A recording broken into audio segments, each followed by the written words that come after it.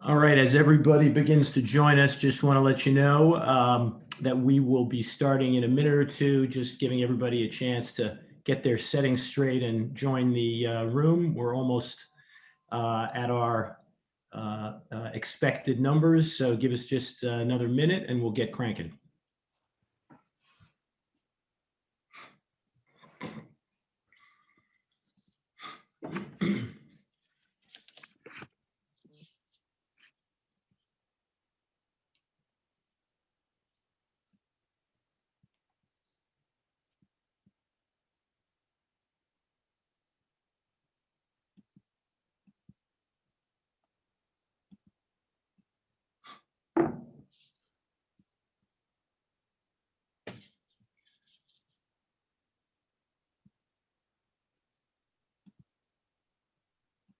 All right. Well, good afternoon, everybody, and welcome to our Westchester Jewish Council's Israel Connection for February. My name is Danny Schultz, and on behalf of the Westchester Jewish Council, I'm honored to be introducing today's event, which is part of our WJC Successful Monthly Israel Connection series. Today's event is entitled The Question of the Upcoming Israeli Election, an Unexpected Answer. And we're quite excited to hear more from our presenter, Dr. Roni Jaeger. Give me just a second to say a few words about both the WJC and Dr. Jaeger. The WJC, as many of you may know, is an umbrella organization. We represent about 135 Jewish organizations, schools, and synagogues in Westchester, and cover a Jewish community totaling about 150,000 citizens. That's the 8th largest in the US in terms of Jewish communities. And we, of course, here have a very wide range of religious and political leanings, all of whom are, however, unified in our support of Israel. I'm proud to be a member of the board of WJC and chairperson of our Israel Affairs Committee. So I am delighted to be moderating and hosting the discussion today with Dr. Jaeger. I assume Dr. Jaeger may say a word or two about the Hartman Institute. I will just say that the Shalom Hartman Institute, you should all look up. It is really one of the most profound and groundbreaking institutions in the world, certainly in the Jewish community, that shares a very pluralistic and spectrum-wide view from Orthodox, conservative, reform, and everything further to the right and left of those. And I encourage all of you to spend time on their website. There is a vast amount of very rich information there, and it's really quite a remarkable institution. And so we're very lucky to have with us today one of its remarkable research fellows or professors. Dr. Roni Jaeger is a research fellow of the Kogat Research Center and head of the recently formed Tanakh Initiative at the Shalom Hartman Institute. He was one of the founders of the Institute Be'eri program for pluralistic Jewish Israeli identity education. Roni received his doctorate from Bar-Ilan University on Jewish Israeli culture as perceived by the poet Abraham Shlansky. He received his rabbinical ordination from the Shalom Hartman Institute and Hamidrashat Oranim in September 2016.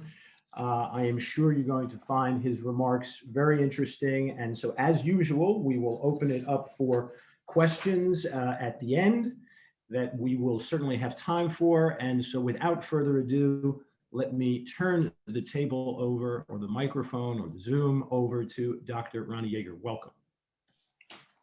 Thank you, Danny. It's a pleasure being here. And thank you for the warm welcome and for for introducing me in such a wonderful way. I met my parents, so I should have asked my mother to listen to you. That would be nice. So I'm happy to be here with you. I actually want to turn my speaker view into gallery view. You can stay on your own, but it's nice to see all your faces. I would like to discuss, we have another election. As you all know, this is the 4th round in a very short time. Unfortunately, of course, we don't like that. I don't see anyone around me who's happy about it. Nevertheless, I would like to try to open up a different view or a different spectacle to what is on the agenda. Had I asked you now what's on the agenda, maybe you can write on chat, on the chat below. What do you think are the main issues of these coming elections? Or if someone would like to open the mic and simply pop in with I mean, you hear, you listen, you're connected. So what is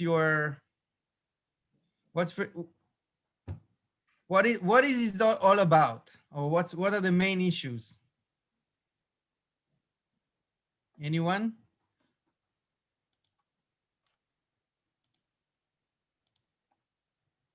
Yes, I hope there'll be a change. BB, and BB. Thank you, Danny. BB, yes, BB, no. Of course, that is a very important central issue with the trial and all the issues of either the whole legal issue. Of course, this is a very central question. And actually, the map has been reassembling around this question with new candidates from the right, like Saar and Bennett, that are for the first time challenging Bibi from within the side of the right, and that's news. We hadn't had that ever, actually, not in the past few years, of course, or the even two states. I'm reading some of the answers. West Bank and COVID, of course. West Bank is always on the table, even though it's quite surprising to notice. It's surprising for me as someone who's really, I don't know, into this question, how minimal is the average Israeli attention to the West Bank as an issue. I think it's blindness. I think people just don't look over what is behind the corner. By the way, right and left, both sides are kind of unopening this question, but actually the two-state solution is not as much on the table as you would think. The rejection of protocol of ultra-Orthodox community. Bibi is trying to imitate Trump.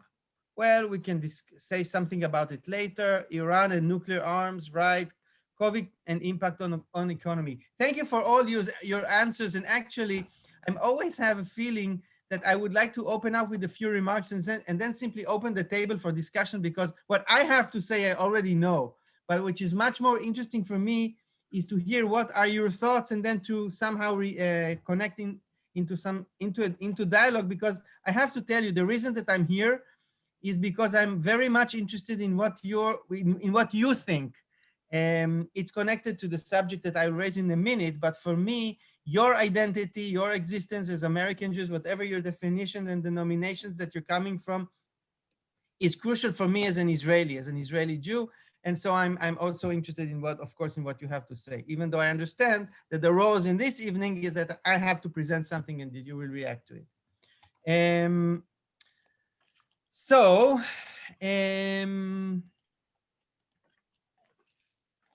here is to start with. I've prepared this session. Some of the text that we will explore, short text that we will explore together this evening, or evening in my place and midday in your place, have been translated specifically for this session. They're not. I've picked few remarks from from Israeli newspapers that I'm sure that you are exposed to many of them or to some of them, but there were a few remarks that I felt went under the radar. And for me, and this is what I'll try to talk about in this meeting, they are the undercurrent of this election, that they might not be even completely fully on the table, but even if not in these elections, they are actually, I would say, the deeper, more crucial, and I would say explosive issues that stand when you push aside a little bit the issue of yes Bibi, no Bibi. The undercurrent is the issue that I will present to you in a minute, which I think, by the way, is a crucial, existential, and I would say, and basic question for Israeli society. The first text that I would like to share with you appeared in Yediot Achronot, kind of this mainstream weekend edition of Yediot Achronot. So here it is. All right.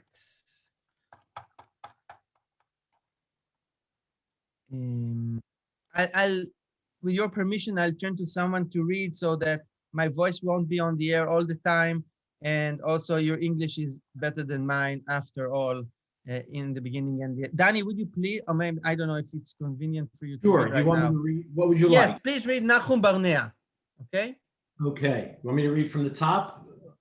We'll- No, Arthur Finkelstein. This is, do you Okay. see? Can This you, is is it? Arthur Finkelstein.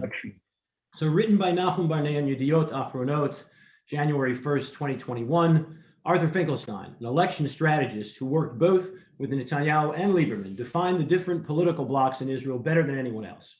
The question, Finkelstein said, is, quote, are you first and foremost Jewish or Israeli, end quote. If someone says, quote, Jewish, then he's one of ours. He votes right. If they say, quote, Israeli, he's one of them, one of the left.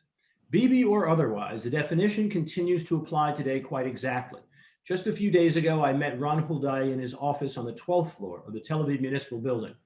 Quote, what are you first and foremost? What are you first and foremost? I asked him, Jewish or Israeli?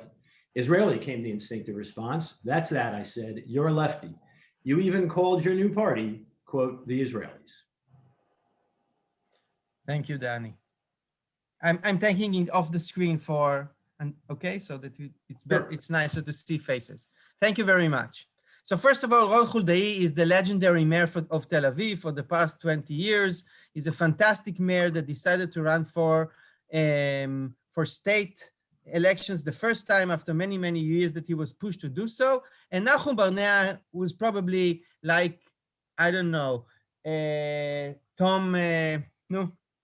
York Times journalist, Tom Friedman. He's like kind of this legendary columnist, 40 years in Yediot Achronot. He's one of the most senior journalists in Israel. He came up to Ron Huldai's office at the municipality in Tel Aviv, and he opened up this definition, which I think is completely fantastic. 25 years ago, in the first elections that Bibi ran for office, 1996, right after the assassination of Rabin, Peres was a temporary prime minister. We were all under shock.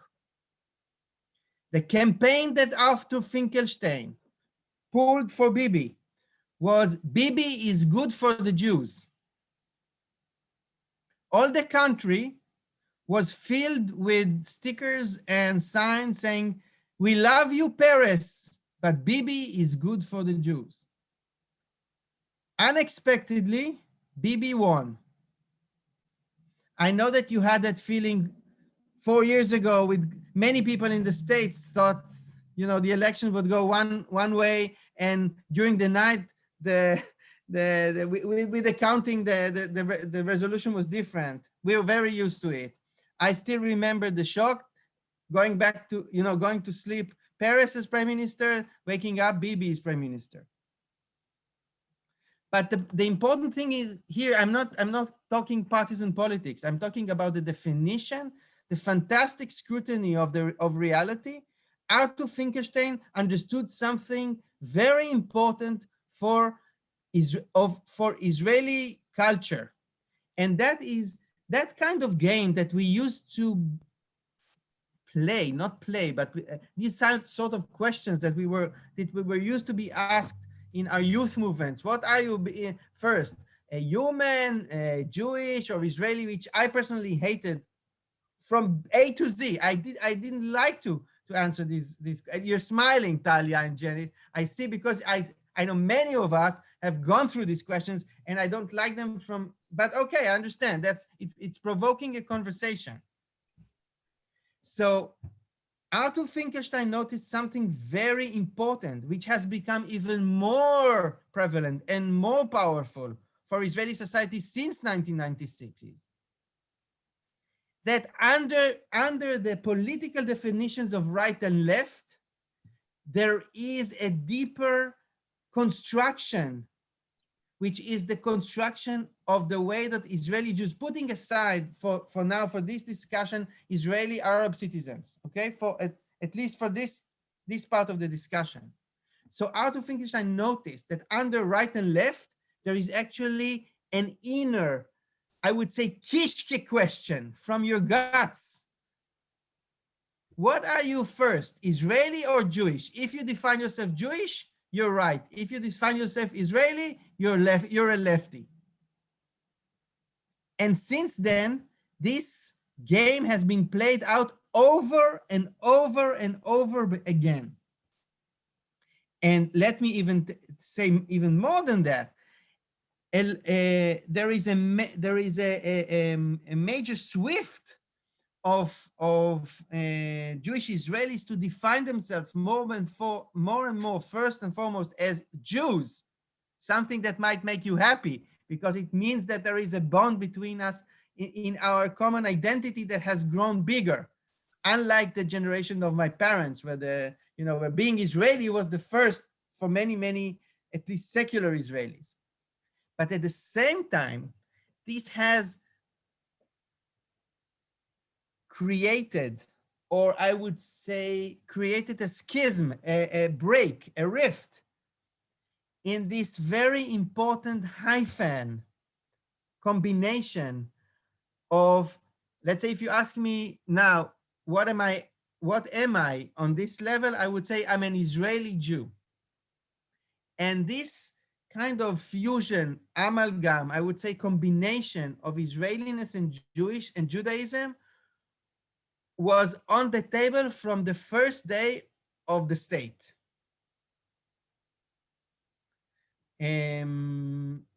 So I want to read it, and it was formulated in a fantastic way in the proclamation of this, in the independence proclamation of the State of Israel, formulated by Ben-Gurion, who crafted it in a fantastic, you know that he had all kinds of drafts, and he actually sat in his home, Ben-Gurion, and crafted the final version of the Declaration of Independence in his own hands. Now, I want to share with you one of the most famous clauses, paragraphs of this declaration, which I would say encompasses the transition or the combination. Here it is, just in front of your eyes. Anyone willing to read? I don't see all of you, so I don't know who to turn to. Someone would please read. Israeli Declaration of Independence. I can read. Thank you. The right is the natural right of the Jewish people to be masters of their own fate, like all other nations in their own sovereign state. Thus, members and representatives of the Jews of Palestine and of the Zionist movement are here assembled on the day as the termination of the British mandate over Eretz Yisrael, and by virtue of our natural and historic right, and on the strength of the resolution of the United Nations General Assembly, hereby declare the establishment of a Jewish state in Eretz Yisrael to be known as the State of Israel. Thank you. I don't know how many times I've heard this declaration. I'm still moved by it. I still hear. I hear the voice of Ben-Gurion. Nachon, Dani, am I right? I can't imitate it so nicely, but it's I'm moved by it. Okay, I'm sure many of you are too. In any case, in this fantastic paragraph, let me put it on the screen for a minute again, just to point out that in this paragraph, you actually see the weaving, I would say the fusion and the transition, which is a big bang. We cannot state it in any other way, between this diasporic, community-oriented, minority, dispersed existence of the Jewish people into statehood, and from Jews to Israelis. And in some way, this paragraph kind of, you can actually feel the moment, I would say the legal moment, the symbolic moment. Of course, it's not done in a moment. And this is one of the things that I'm talking about this in this gathering, that it's never a moment. These kinds of transitions are never done in a moment of declaration. But in this particular moment, what Ben Gurion said there is this is the establishment of a state and also the establishment of a new form of Judaism, which is called Israeli Judaism, with a hyphen in between. A hyphenated identity. Maybe something that somebody would identify from your own definitions. If you say, I'm an American Jew, there is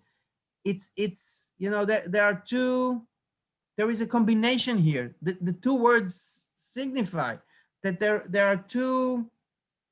is some sort of a mix or a combination. Of course, the combination between Israelis and Jews has all kinds of other context and history, but this was the moment.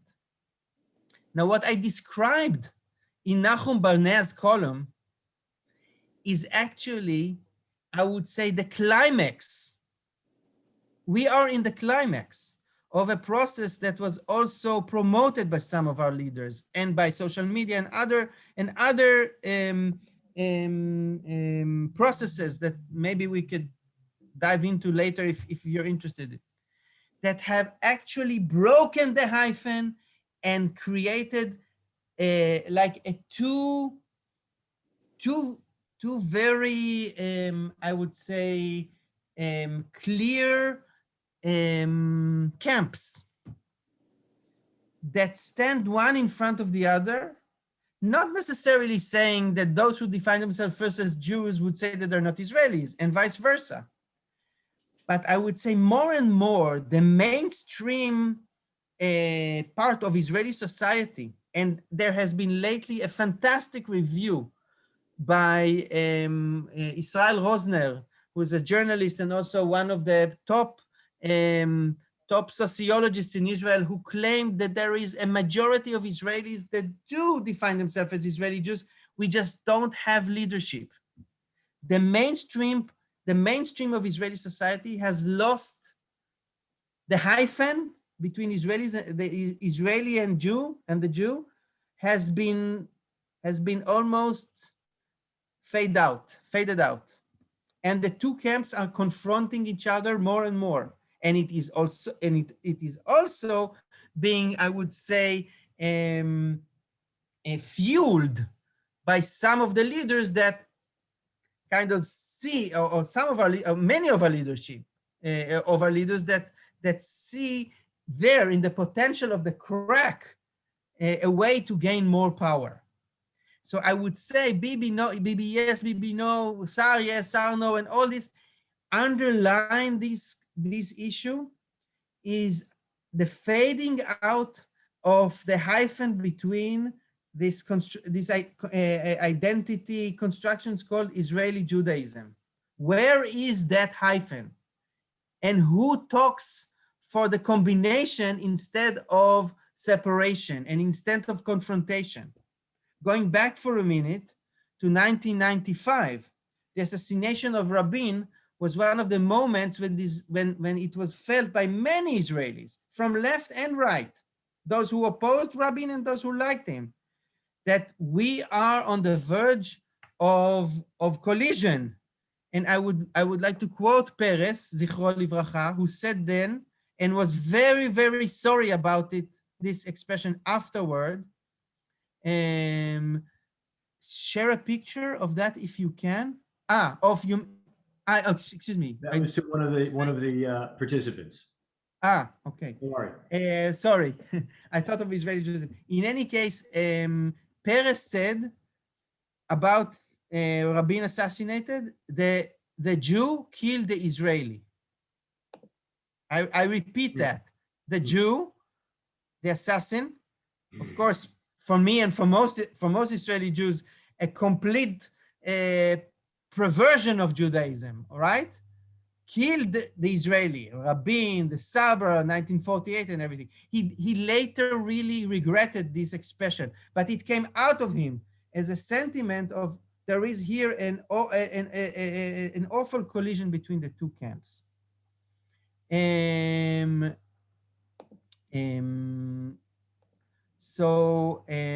we continue, now I want to add to this in a moment. Of course, this tension is not new. I don't want to say, and no one can say, that this tension between Judaism and Israeliness, between democracy and Judaism, between you know, I would say religious establishment, all this has been with us from 1948. And in this, let's ask for a minute, from everything you know, what were always the classical issues of this tension? Some of them also involved American Jewry. What were the classical issues where the collision between Israeliness and democracy and Judaism were felt? Okay, were all on the table very sharply. I read chat. Maybe some of you would like to write on chat, or open your mics. It's fine with me. Well, in the beginning, the difference between the Orthodox that refused to serve in the army, for example. Thank you, Elaine. Thank you. So, of course, military service, which started with the Ben-Gurion exempting. Thank you very much. That's I would say one of the first issues, right? Exempting a few thousand ultra-Orthodox yeshiva buchos. Right. And of course, it grown to be an outstanding phenomenon that no one expected it would go into such numbers. Okay, so that's a classical issue. Another issue. Who is a Jew? Thank you. Sandra? Yes, Sandra. Yes, who's a Jew and who controls it, right? The moment that you are a Jewish state, the question of who's a Jew, who's entitled, the law of return, all of that is, of course, on the table, and it has waves of creating tension. From 1948 on, every 10 years, you have an explosion around this issue. Supreme Court and all kinds of very interesting verdicts around this issue. Who is a Jew, and also conversion, of course. Something that bothered American Jewry a lot. Unfortunately, doesn't bother Israeli Jews. That's something that I'm very troubled by with the community that I lead in Tel Aviv. I see people that are interested with the Judaism that with our Jewish community, they simply don't get it. They don't, and it's nothing to blame. I don't blame them. It's a question for me. How do we create this understanding? Okay, other issues. Maybe someone saw the monopoly of ultra-Orthodoxy.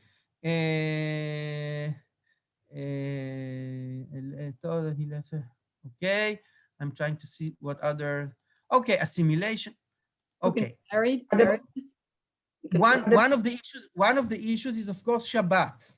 Oh, Okay, okay. I would say the public expression of Shabbat. How would it look like? Now here I want to read with you fantastic Ben-Gurion that in 1954 wrote in the government yearbook, which is the most boring book you can ever think of, because it has all the figures of a number of cows that were brought into Israel that year, and I don't know, the kilograms of wheat that was bought by the government, and even there Ben-Gurion, that of course also had flaws. I'm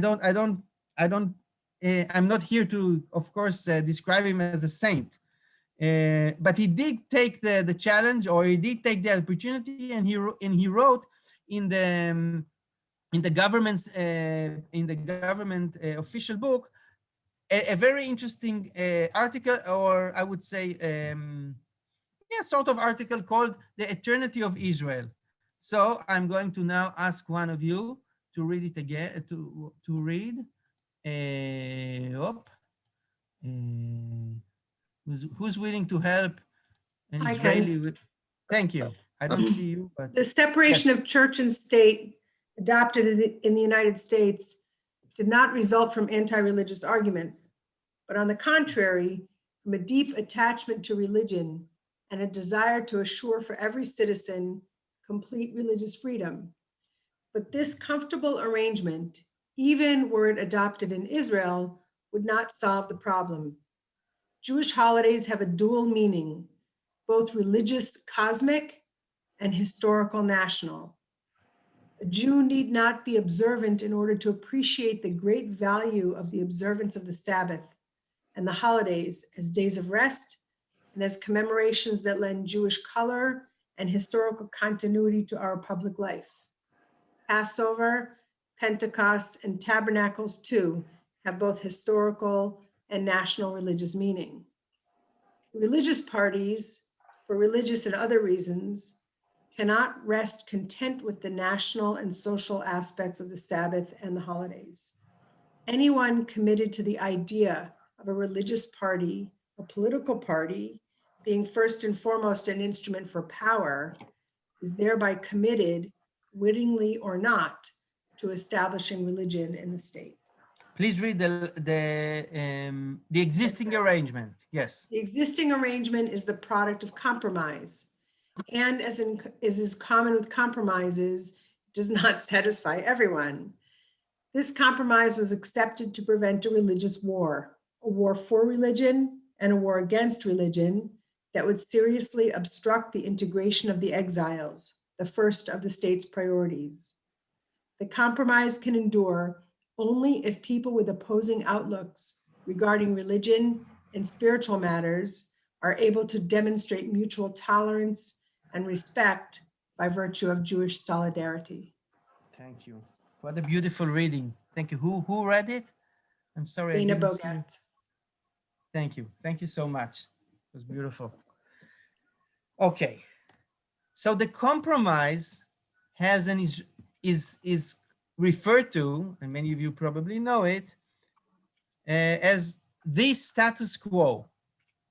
The status quo, a Latin terminology for let's take a snapshot of 1948 and simply keep it as we can in order to the moments the Brits will leave, we'll take a snapshot of church and state or synagogue and state situation, and we'll try to keep on with it as much as we can. This is our remedy. For over 70 years, there were crises, but at the moment of crisis, this Advil, it's a tiny Advil called the status quo, was pulled out of the pharmacist, who's usually the prime minister, who would say, let's take the Advil, let's go back to the Advil, called status quo. That means let's not deal with the deepest issues, but let's just freeze things as they are. Why? Because we have other troubling issues. Iran, wars, the Aliyah, the 50s. We're just after 1948. 1% of the Yishuv was killed in the War of Independence. We have so many challenges. If we go now into a religious fight, it will be the end of our society. And that was understood by both sides. And as you said, as you so beautifully read, Dana, people didn't like it, but they could understand the reason for the status quo. Because either we live with it, or it will simply eat into us. So we had to close our, okay, so I had to go through the rabbinate for conversion, fine. I had to, people didn't, and vice versa. And by the way, I want to say, this is by no means a minor thing. I would say it goes back to what is the meaning of being a Zionist. Being a Zionist means, besides, of course, having a Jewish sovereignty and land and all of that, that let's say that I'm just picking on someone here. Let's say I know William or Susan, okay? And we have conflicting opinions about religion and let's say in social issue, I'm a socialist and someone else is a capitalist, and so on and so on. Late Amos Oz said, the writer, that Zionism was the family name, and every one of us had a surname, an ideological surname. So there was socialist Zionism, religious Zionism, revisionist Zionism, and we shared that family. And that family helped us through trouble and waters. Can you say that? Through the ocean of living together. So somehow we could have even planned on a common future and with some common understanding that unless we are together, we'll drown together. That was kind of, and I would say one of the most profound sentiments of Zionism from day one or day A. How do you say day one? Thank you. Day one from the first Zionist Congress, and Herzl was a wizard in that respect. He knew that that he shouldn't bring up the issues of Jewish education, which was first on the agenda, because if that would be the first issue, this first Zionist Congress would explode after 5 minutes. So I would say the sentiment was the following sentence: I'm willing to work with you and to fight with you, even though I disagree with you on very crucial issues. I'm willing to do it for a common future. So that bridging, and of course there were extremely hot debates and sometimes even vehement debates within the Zionist world. But still there was a sense of solidarity and a sense of common destiny that, again, if we're not together, we'll drown together. Nachon, Rosner and Fuchs. Nachon. Thank you, Jeff. Maybe I'll come back to that in a minute. That was the book. But I want to add something. Everything that I described was true for 70 years, and it was troubling for 70 years. But we see in the past few years the decline of the status quo as an appealing solution to the tension, more and more. Now, with all kinds of things that you also feel in the United States, social media and all, tensions have grown deeper and sometimes more, I would say, more colorful is in a nice way to describe, I would say, more than colorful, right? Very, very sharp. But adding to that, I would add to that something that happened to us in this last year. I just want to put back on the screen the last sentence of Ben-Gurion. The compromise can endure only if people with opposing outlooks regarding religion and spiritual matters to able to demonstrate mutual tolerance, which was always problematic for us Israelis, by virtue of Jewish solidarity. One of the things that COVID has absolutely demonstrated is the breaking of this solidarity between groups in Israel. Some groups. I know that there is something like that also happened in some places in the States. And of course, it's not all the people in each camp, but the fact that we have seen gigantic funerals in the ultra-Orthodox world have created immense anger in other sides of Israeli society. By the way, from modern Orthodox, from Orthodox people. Yeah. So what I'm saying is that the break of solidarity is now challenging that fusion of his Jewish Israeli hyphen or some sort of status quo, because we found out that there is much less solidarity than we wanted, even in times of crisis, even time of a life-threatening crisis. Not only that, I want to add one more match to the pile of fuel that I've already described here. I've translated, it's not my translation. I asked some colleague of mine from Hartman to do it. I want to read with you the last, not the last, probably one of the, almost the last newspaper. It's a news. It's not an article. Talia, would you read, please? Oh. Of course.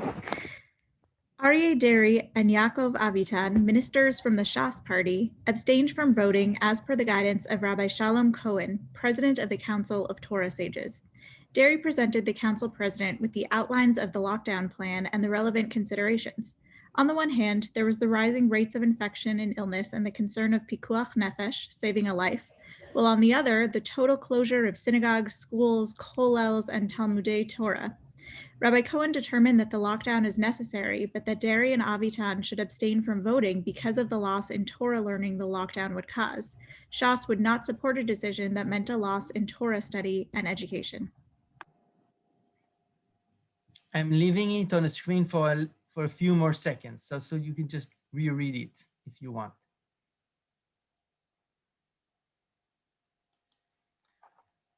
What happened here?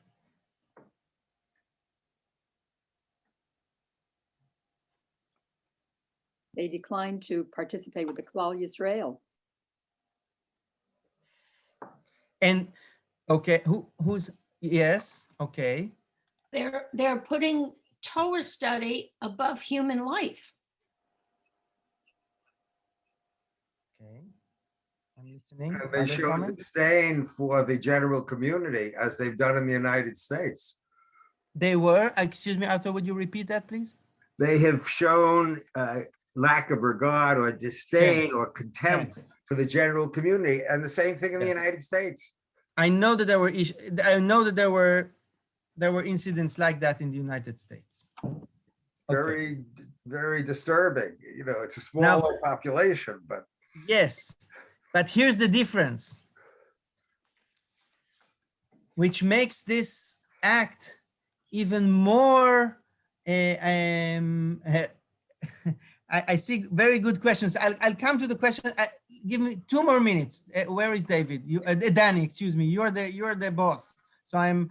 It's against Torah. Nachon. The issue here is amazing. First of all, this is not a minority that is alienating himself from the majority. They are ministers of the government. Okay, Arthur, this is the difference. I can agree or disagree with some people in Brooklyn, or I don't know, elsewhere that did that and did. Okay, that's fine. I mean, but these are ministers in the government, so it's not only a personal alienation from Klal Israel. This is their duty. Their duty is to take care of the whole population. Of course, I understand politics. I'm not naive. I know that everyone has their own constituency, but this is like, now the amazing, I know for many people, this news item got under the radar. For me, I kept it and it blew my mind. Why? Because they have openly said in Jewish terms that they have preference for Talmud Torah rather than Pikuach Nefesh. This is what they said. And they relied on me, I mean, paradigmatically, or I would say typically. Let's say that I'm secular, right? What did they do? They rely on the secular ministers to do the right thing because they couldn't vote for the lockdown, which was to their eyes a pikuach nefesh matter. Aryeh Deri, who's the leader of Shas, an ultra-Orthodox Sephardi party, a very important one, and an important leader, said, I know it's a pikuach nefesh, but I can't vote for the lockdown. Now this is, I'm bringing it up because this is not anymore a question of giur, of conversion, of opening malls on Shabbat. The question of Jewish values through COVID, or with COVID, and with the issues that are on the table, and you know it because we all live it. We're all living it. Excuse me for my English. This is also night for me, so my English is not okay. They have moved into the center of the debate. Do you see? This is a Talmudic page. Two Jews have to vote whether to agree with the medical advice and to create an awful lockdown, which amazing economic destruction for people, but they didn't vote for it, even though it's a pikuach nefesh, because they couldn't do it because they didn't want to, because it would have caused the closure of schools and Talmudei Torah. And by the way, it's not me. It's not I'm saying it. They were saying it.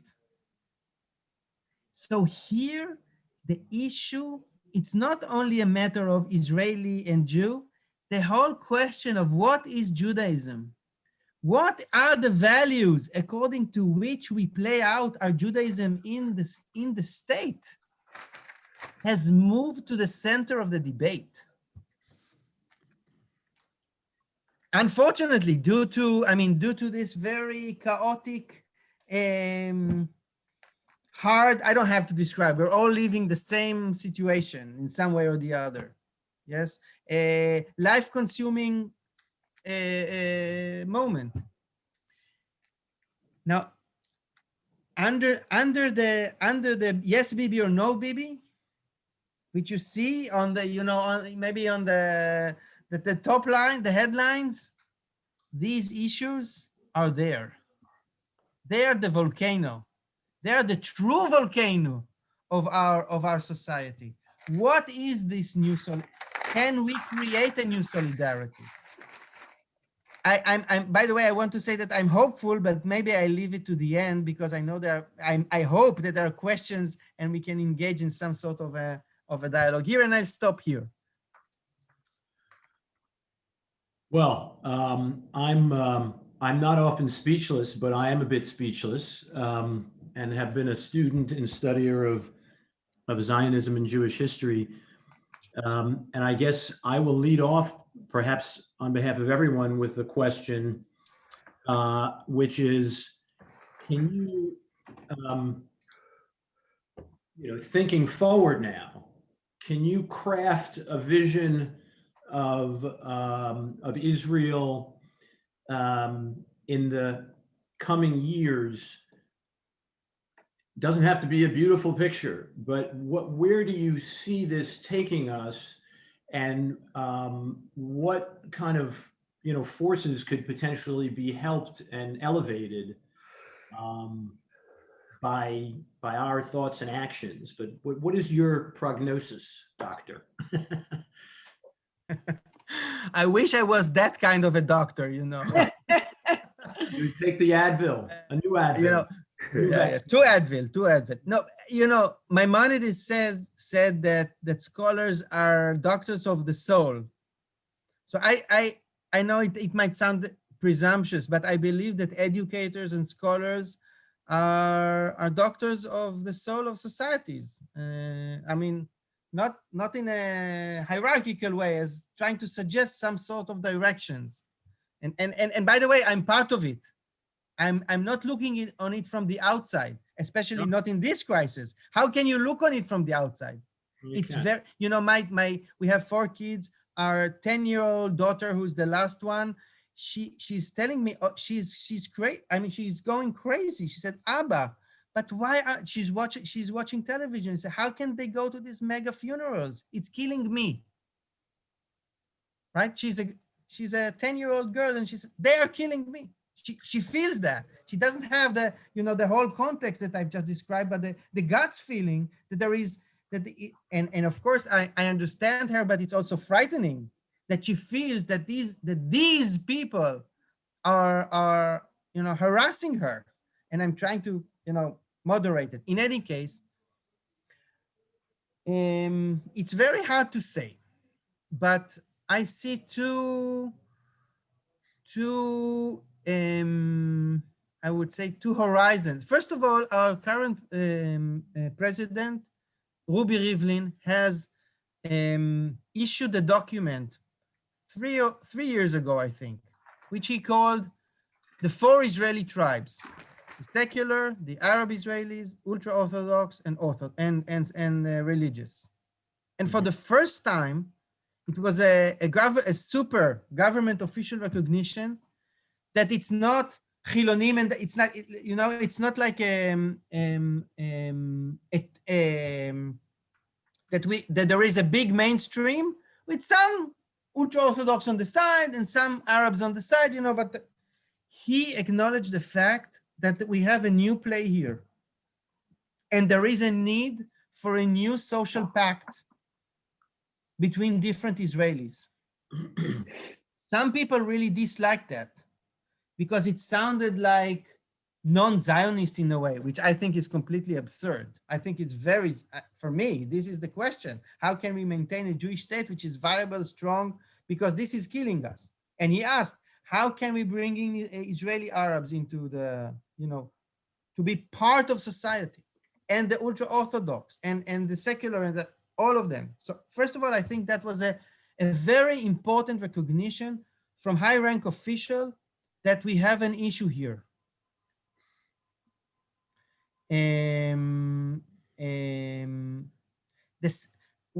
Another thing which makes me hopeful is that I hear voices from within the ultra-Orthodox community that I've never heard before. Tell us. Criticism from people from mainstream ultra-Orthodoxy. We have, let's say, one is famous, it's called Meshi Zahav. He was in the 80s, he was like the chief of staff of the very violent Jerusalem ultra-Orthodox youngsters. When I came up to study in Jerusalem in the mid-90s, he was the one who's creating the violent demonstrations against opening things on Shabbat. He made a transition since then, but he's not like a marginal figure, right? He's very famous. His mother died of COVID. His father died of COVID. His brother died of COVID. He had 3 shivas in 2 weeks. Now he came out and he spoke on all the national media in ways that paradigmatic wise, you would say that I'm anti-ultra-Orthodox, that I'm anti-Semitic or whatever. And he's not the only voice. There are many voices that gradually spoke against what they saw in their own community. Now, this is someone here said, did he speak before or after? I'm not sure, actually, after his relatives died. But I want to tell you something. Let's say that he got the idea after his family, after his relatives died. Unfortunately, God forbid, it's awful. I'm telling you, he came out and he was, I can tell you, he later told in another interview that some people came to the Shiva, to his Shiva, and because of his criticism of his own community, some people didn't turn to comfort him on his Shiva. They ignored him. They entered the room. They came to all the other members of his family, and they simply, how do you say, help me with my English. They overlooked him. So even if it was after, the price that he paid was measurable, okay? And he's just one of voices. I don't want to repeat here because I will depress you, but some of the things that were heard on national radio and ultra-Orthodox radios in Israel were there was one, okay, I don't want to repeat some of the metaphors. They were, no, seriously, of criticism. One person said, if you're sending your kids to Talmud Torah, to school, they're stepping over their dead grandfather's body. Now, these are voices that were never heard before. There was never, the dirty laundry was never washed outside. So for the first time here, we see voices from within the camp that are different in a very tragic moment. So this is also something which I don't know where it will go. I'm not a prophet, of course, but trying to relate to your question, I have some hope in these new voices. By the way, it's also true for Israeli Arabs. Maybe I refer to it later, but I want to pick on other Well, we're getting quite tight on time. I will certainly say that I think the stresses of COVID and the kind of hybrid society, will we be going back to sort of pre-COVID days in our lifestyle and living? I, for one, don't believe we will. We'll have some kind of a hybrid approach to everything we do. But the kind of fractures that you're referencing are in many ways global, but I think there are certain pockets of the world where they are exacerbated. And certainly in the US, and I think Israel is another, despite the fact that the vaccination rates have been so successful and high. Let me, before we conclude, Louis there is a question here. Yeah, Louis Schneider has offered to show us an interesting plate that he referenced earlier, which is from pre-statehood, that references the Republic of Israel, and we'll still have a minute or two. I don't know. Can we isolate on Louis if he's got the plate to show everyone? Let's see. There it is. There he is. The Republic. The Republic of Israel. Beautiful. Very interesting in light of your referencing the four tribes, streams of society that President Rivlin referenced. Yes. And so with our last 2 minutes, we do have a raised hand here. Hold on a second. And there is a question about liberal Judaism in Israel. Yes. I'll let you take that. Go ahead, and then I'll wrap up in a minute or two. So I think you're right. And this is part of the struggle. I think one of the issues is that we should develop the Israeli form of liberal Judaism. It can't take the form of American liberal Judaism. It can be inspired by many of the things you do. And I can tell you, I know myself and many of my colleagues at Hartman and in other places were deeply inspired to watch you exercise your Judaism in the States. But our best friends within your communities told us, go to Israel, do what you need to do, but don't copy paste Westchester to Tel Aviv.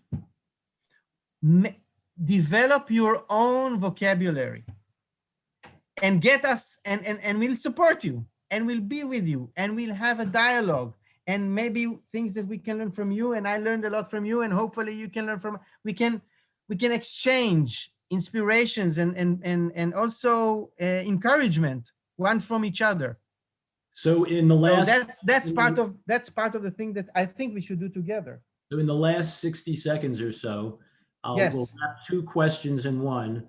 What would your quick prediction be for the election? And if you were writing a campaign slogan for the next prime minister, the winning prime minister of Israel, what might that be? Wow. My prediction, I want to tell you seriously, not because I'm hesitating. I really don't know. Things are still quite open. I like 2 weeks ago, I would say Bibi would take it, regardless of the fact if I like it or not. I'm not sure.